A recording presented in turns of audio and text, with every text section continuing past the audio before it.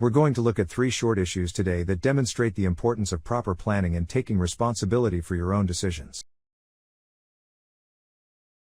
These are their stories.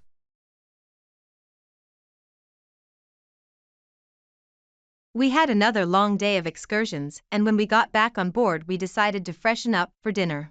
How long does that usually take? I can be out the door in 5 minutes. In our documents it stated that dinner is from 6 to 8 o'clock. We arrived for dinner at 7:45 to be told by the waiter that they are in dessert service and there is no food left.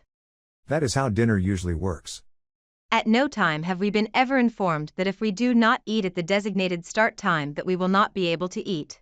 Did you ask? If your service has incremental, restricted course service times, then print it in the itinerary.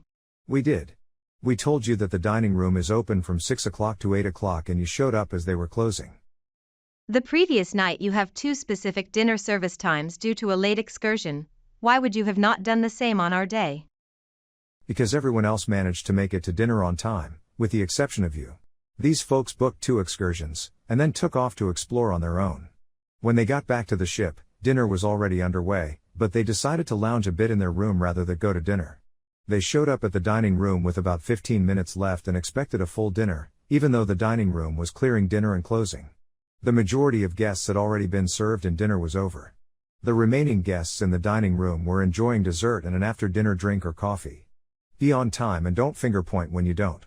The cruise line was clear about when the dining room was open and these guests did not arrive in time for dinner, but still expected to be served. This one is similar to the first one, with a little variation. The first situation we experienced was returning to the boat from a very long day of excursions.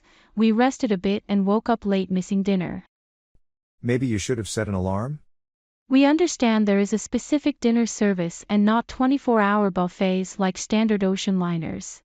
I'm glad that we were able to clearly communicate that little detail. However, we were just looking for a cold sandwich or something to get us through until morning.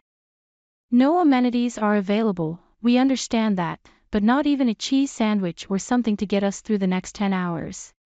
When dinner is over, everything is closed down and put away until preparation for breakfast starts the next morning. Additionally, after a very long day, the kitchen crew and wait staff are taking a well-deserved rest before they start all over again the next day. You must install a micro market or something, even if additional purchase. We were not the only ones in this situation. This was a different cruise than the first one, but they found themselves in a situation that mirrored the first one except they completely missed dinner. It never ceases to amaze me how people will always seek to blame their own failings everywhere except with themselves. Space is at a premium on a cruise ship, especially on a small one. There is no space to put a micro market on board, especially when it will go mostly unused, except when this person sails. Always pack some snacks when you travel, just in case you need to snack on a long flight, or between meals, or miss dinner due to your own incompetence. Upon completion the first of 2 cruises, we were in Buenos Aires. This is called a back-to-back or butterfly cruise. We were told that we have no hotel booking and no flight for our second cruise departing from Ushuaia. This is correct as you never booked any. The receptionist on board tried to contact your HQ but no response. They did put us up for the night at a hotel, but still, no flight schedule or air ticket for us. I can't say this enough. Check your documents. Their first cruise ended in Buenos Aires, and their second cruise departed from Ushuaia the next day. They booked the cruises together and assumed that a hotel and flights were included. They never asked about it until the day before they were to disembark from the first cruise.